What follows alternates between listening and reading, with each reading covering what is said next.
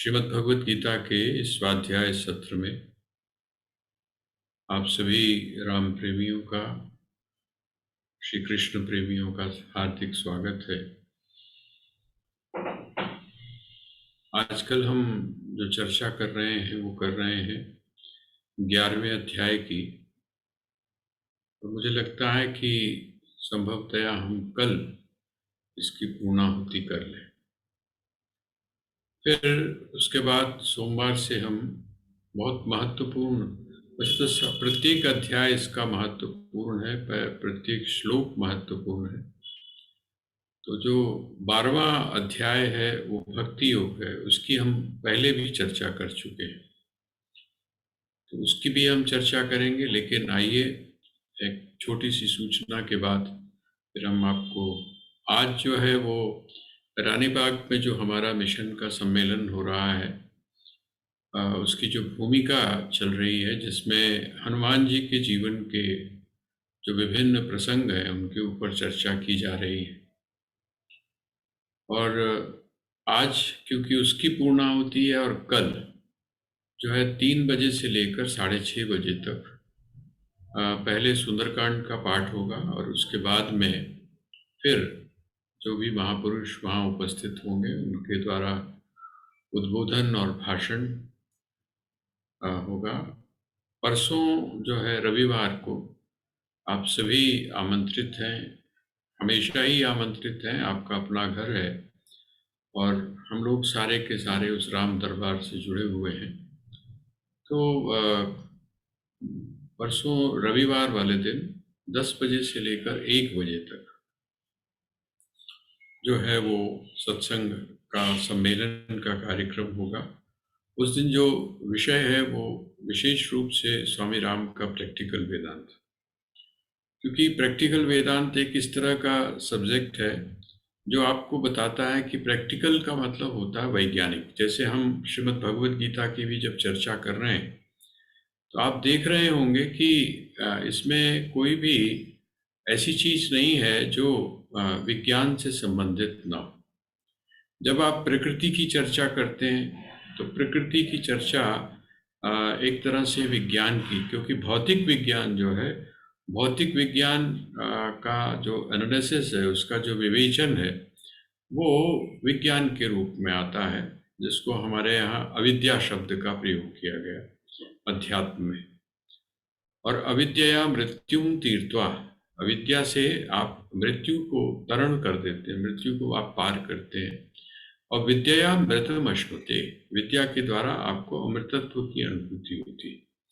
तो 2 प्रकार की, एक भौतिक विद्या है, एक अध्यात्म विद्या है। हम श्रीमद् भगवत गीता में इन दोनों विद्याओं की चर्चा बड़े प्रैक्टिकल रूप में, और जिसको हम क्लासिक बोलते हैं, उस रूप में हम सुन रहे हैं। अब जो चर्चा है वो श्रीमद् भगवत गीता के 11वें अध्याय में आया। कल जो 47 श्लोक नंबर 47 था, उस 47 में भगवान ने कहा कि ये जो रूप मैंने तुमको दिखाया है, यन्मे त्वदन्येन न दृष्ट पूर्वम, कहते हैं जिस मेरे रूप को देखकर तेरे में 2 प्रकार के भाव पैदा हुए हैं, एक तो हर्ष का और दूसरा भय का। तो कहते हैं ये जो मेरा रूप है, ये रूप आज से पहले तेरे अलावा और किसी ने नहीं देखा। एक तरह से धीरे धीरे करके, जैसे कि भगवान की एक अपनी शैली है, वो कहते हैं कि इसका मतलब मेरा अगर कोई व्यक्ति दर्शन करना चाहता है तो वो मेरी कृपा से ही कर सकता है। जब तक मैं अनुग्रह ना करूं, जब तक मैं कृपा ना करूं, है ना, तब तक मेरा जो अनुभव है या मेरा जो दर्शन है वो नहीं हो सकता। ये एक संकेत देके, उसका कारण क्या है कि मैं जिस समय अपनी कृपा करता हूं तो तेरे में जो परिवर्तन होता है वो क्या होता है, अपनी इंद्रियों के द्वारा जो ग्राह्य विषय हैं, जिनको आप प्रत्यक्ष बोलते हैं, वो प्रत्यक्ष से आगे भी जिसके द्वारा अनुभव किया जा सके वो इंद्रियां तुझको प्राप्त होती। बड़ा सुंदर एक जगह उपनिषद पे जो शांति पाठ है, शांति पाठ, क्योंकि उपनिषदों का शांति पाठ बड़ा विलक्षण है। वो ये है कि हम लोग शांति पाठ तो बाद में करते हैं, जिस समय कोई भी हमारा उपक्रम होता है तो उसके बाद में हम जब उसका उपसंहार करते हैं, जब उपसंहार करते हैं तब हम शांति पाठ करते हैं। इसका मतलब कि सब कुछ शांत हो जाए, पृथ्वी शांत हो जाए, जितने भी प्रकृति के अलग अलग रूप हैं वो सब शांत हो, देवता जो हैं वो शांत हो, कुल देवता शांत हो। इस तरह से हम लोग शांति पाठ करते हैं। लेकिन जो उपनिषद की परंपरा है, जैसा भौतिक विज्ञान में या भौतिक संसार के नियमों में और अध्यात्म के नियमों में जो अंतर आता है, वो अंतर बिल्कुल स्पष्ट आपको दिखाई देता है। जहां हम आखिर में शांति पाठ करते हैं, उपनिषद में शांति पाठ शुरू वहीं होता है। जिस समय आप किसी भी उपनिषद को पढ़ेंगे तो उस उपनिषद का जो प्रारंभ है वो शांति पाठ से होगा। उसका कारण क्या है? उसका कारण यही है कि जहां पर ये जो भौतिक संसार है वो समाप्त होता है, वहां से आध्यात्मिक जो एक दृष्टि है वो प्रारंभ होती है। उसका पहला चरण कौन सा होता है? तो शांति पाठ है। और शांति पाठ का एक और भी है कि शांति पाठ में जब तक आप शांत नहीं होंगे, जब तक आपका अंतःकरण शांत नहीं होगा, जब तक आपके भीतर टिकाव नहीं आएगा, तब तक आप उस उपनिषद के, या जिसको हम तत्व चिंतन बोलते हैं, तत्व ज्ञान बोलते हैं, उस तत्व ज्ञान की गहराई को हम नहीं समझ पाएंगे। तो उस शांति पाठ में एक तरफ तो हमको कहा जाता है कि आप अपनी इंद्रियों के ऊपर निग्रह करें, और उस इंद्रियों के ऊपर निग्रह करने का जो साधन हमको बताया जाता है वो ये बताया जाता है कि आप उनको खुराक देना बंद कर दें। आप जो है उनको खुराक देना बंद कर दें। आंखों की खुराक क्या है? तो दृश्य है। कानों की खुराक क्या है? तो श्रव्य अर्थात श्रवण है, जिसको आप शब्द बोलते हैं। आप खुराक देना बंद कर दें तो कुछ समय के बाद क्या होगा? जिस समय खुराक नहीं मिलेगी वो कमजोर हो जाएंगी, और जब कमजोर हो जाएंगी तब आप उनको वश में कर सकते हैं। जैसे हाथी जो होता है, उस हाथी को जब वश में करना होता है, आपने देखा होगा सर्कस वगैरह में क्या होता है, वहां पर वो जो हाथी जैसा जो शक्तिशाली है उसको भूखा रखा जाता है, और जब भूखा रखा जाता है, विवश कर दिया जाता है, तब उस विवशता में वो आपकी आज्ञा को मानना शुरू कर देता है। कहते हैं एक तो तरीका ये है। दूसरा तरीका क्या है? जो हमारे ऋषि हैं वो कहते हैं कि नहीं, सब पुष्ट हो, मेरी इंद्रियां जो है वो क्या हो? पुष्ट हो। आंखें मेरी पुष्ट हो, मैं अच्छी तरह से देख सकूं। कान मेरे पुष्ट हो ताकि मैं अच्छी तरह से सुन सकूं। मेरी त्वगिंद्रिय जो है वो पुष्ट हो ताकि मैं सूक्ष्म से सूक्ष्म वस्तु का स्पर्श करके और उसमें जो उसकी जो संवेदना है उसको ग्रहण कर सकूं। कहते उससे होगा क्या?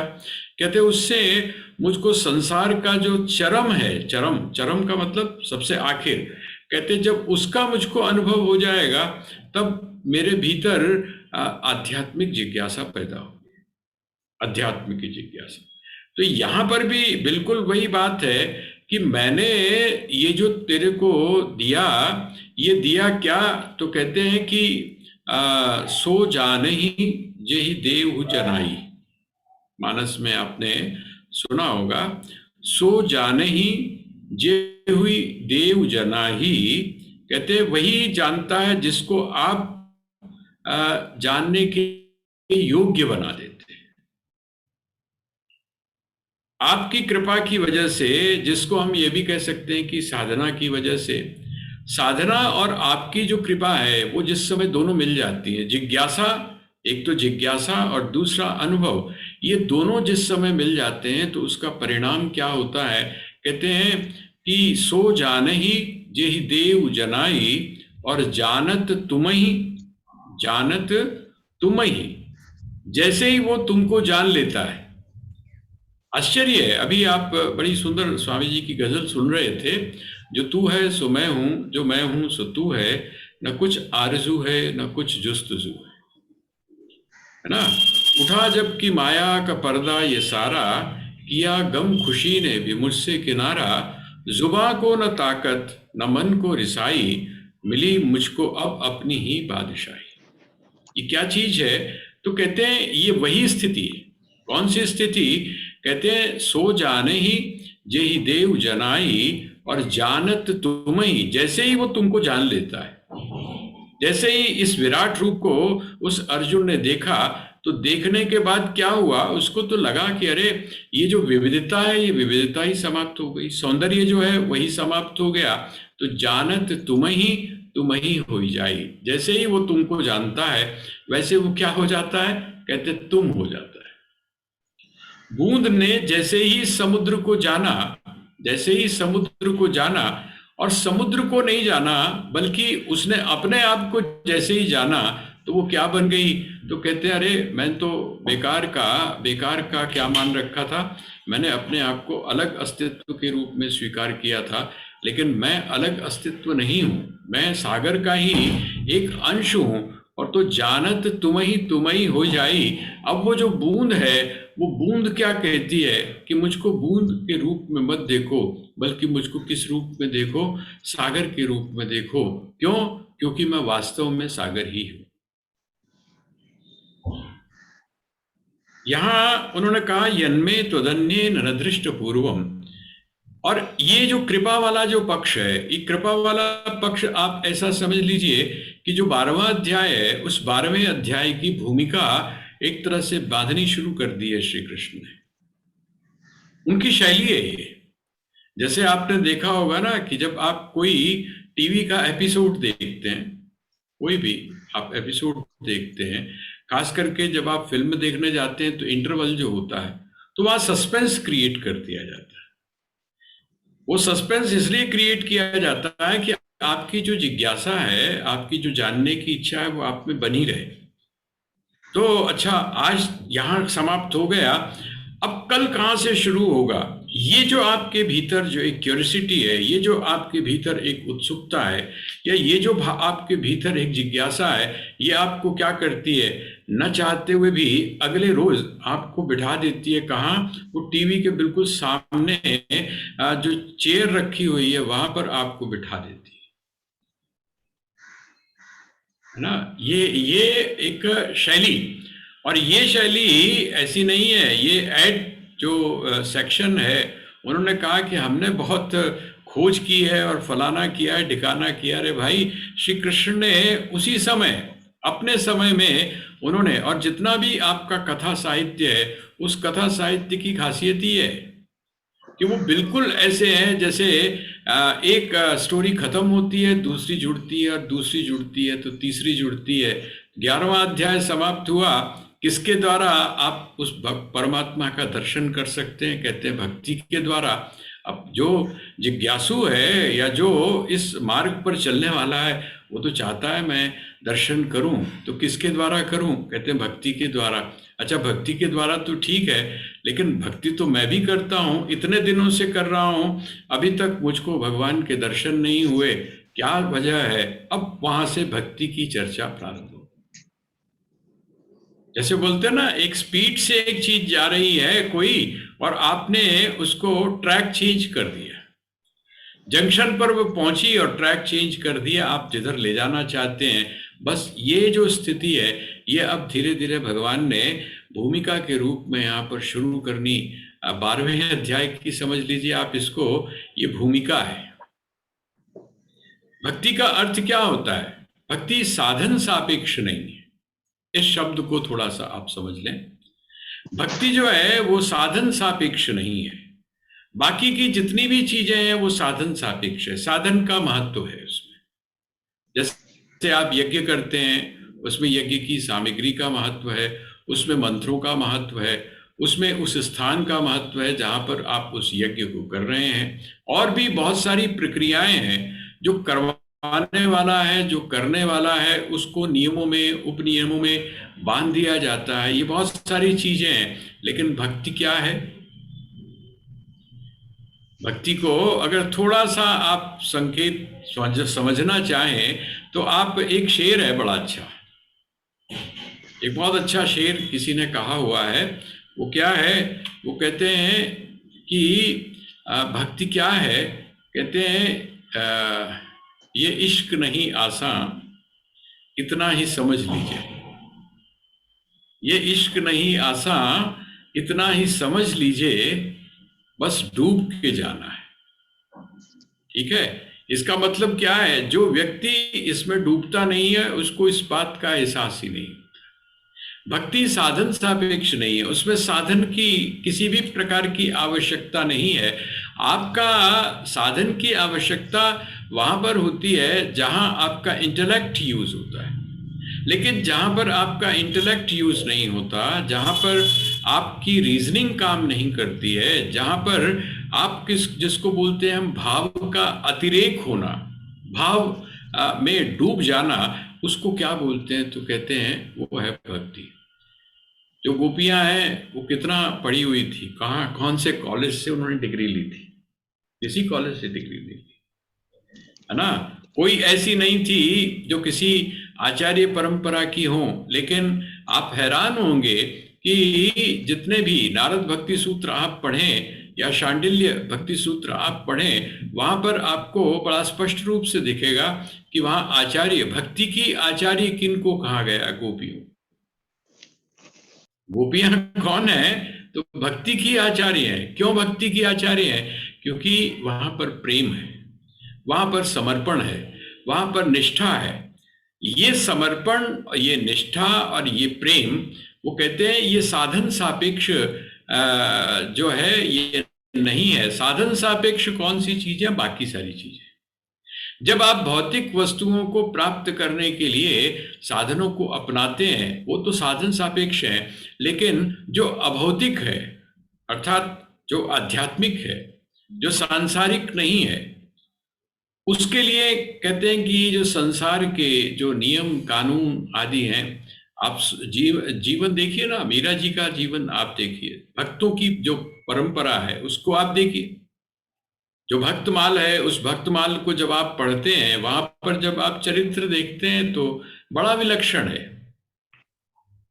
मैं आपको बताऊं, हनुमान जी का मैं एक पढ़ रहा था, तो उन्होंने कहा कि आपने ये रूप क्यों लिया? एक है ऑटोबायोग्राफी ऑफ, मतलब हनुमान जी को उन्होंने बनाया है, और बच्चे उनसे जो लवकुश हैं, रघुकुल के जो आगे के, वो पूछ रहे हैं कि आप हो कौन? तो वो अपना परिचय, आत्म परिचय दे रहे हैं। तो कहते हैं कि आप ठीक है, आप में बहुत सारी विशेषताएं हैं, सब कुछ है, लेकिन आप ये बताओ कि आपने ये वाला रूप क्यों बनाया, वानर का रूप क्यों बनाया? जबकि वानर जाति जो है उसको उन्होंने कहा है कि ये उपदेवता है। उपदेवता, बहुत सारी विशेषताएं इनमें सहज रूप से हैं। तो उन्होंने कहा कि मैंने इसलिए बनाया क्योंकि वानर के लिए, या जिसको आप पशु बोलते हैं, उसके लिए किसी भी तरह का नियम लागू नहीं होता है। आपने जो बच्चे हैं ना, बच्चों से शायद कभी एक सवाल आपने सुना हो, और वो बच्चे सवाल क्या करते हैं, जैसे कोई भी आपके यहाँ अगर स्ट्रीट डॉग्स भी मिलेंगे, उनको देखेंगे तो कभी कभी बच्चे एक सवाल पूछ देते हैं। वो पूछते हैं कि मम्मी एक चीज बताइए, इन्होंने कपड़े क्यों नहीं पहने हुए, ये ऐसे क्यों घूम रहे हैं, क्यों? उसके कारण क्या है कि जब भी वो बिना कपड़ों के घूमते हैं तो वो कहते हैं माता पिता या घर के परिवार के लोग, अरे भाई शेम शेम हो जाएगी, आप कहाँ घूम रहे हो? तो वो बच्चे क्या कहते हैं कि इनको तो कोई शेम शेम नहीं कहता, उनके लिए कोई नियम लागू नहीं है, उनके लिए कहीं पर भी कुछ भी वो कर सकते हैं, शौच अशौच आदि की उनके लिए किया कोई नियम लागू नहीं होता। तो वहां हनुमान जी कहते हैं कि मैं इस वेश में इसलिए आया ताकि मुझ में किसी भी प्रकार का एक तो अभिमान ना पैदा हो सके, और दूसरा ये जो मैं अपने काम को वहां भी जाकर कर सकूं या उस सीमा के पार भी कर सकूं जिसको हम लोग नियम और उपनियम बोलते हैं। तो तो यहाँ जो भक्ति है उस भक्ति में ये सब चीजें लागू नहीं होती। इसीलिए यहाँ पर जो श्लोक नंबर 48 है, 11वें अध्याय का श्लोक नंबर जो 48 है, उसमें भगवान ने बड़ा स्पष्ट एक बात कह दी। क्या कहते हैं? न वेद यज्ञाध्ययनैर्न ज्ञानैः, न वेद यज्ञाध्ययनैर्न दानैर्न च क्रियाभिर्न तपोभिरुग्रैः एवं रूपः शक्य अहं नृलोके दृष्टुम त्वदन्येन कुरु प्रवीर। हे अर्जुन, हे कुरु प्रवीर। देखिए यहां पर कुरुवंश की बात की गई है। कुरु प्रवीर कुरुवंश है। अब हमने कौरव बोल दिया उनको, जो वो हैं इनको हमने पांडव बोला, लेकिन अगर आप पूरी तरह से देखें तो वो क्या है, तो कहते हैं है तो कौरव वंश ही है, तो मनुष्य ही है ना। लेकिन उस मनुष्य के बीच में भी कुछ लोग राक्षसी प्रवृत्ति के होते हैं तो उनको हम राक्षस बोल देते हैं, कुछ लोग दैवी प्रवृत्ति के होते हैं तो हम उनको क्या बोल देते हैं? देवता बोल देते हैं। नाम तो उसका सुयोधन है ना, नाम उसका सुयोधन है, नाम उसका सुशासन है, लेकिन हमने उसके कार्यों की वजह से, उसके कर्मों की वजह से हमने क्या कह दिया? वो जो सुयोधन था उस सुयोधन को हमने दुर्योधन कहना शुरू कर दिया। कहते हैं बस कुरु प्रवीर, हे कुरु वंश में पैदा हुए अर्जुन, प्रवीर, प्रवीर का मतलब परम वीर हैं आप क्या है? तो कहते हैं कि अहम रूपः शक्य अहम दृष्टुम त्वनन्येन कुरु प्रवीर।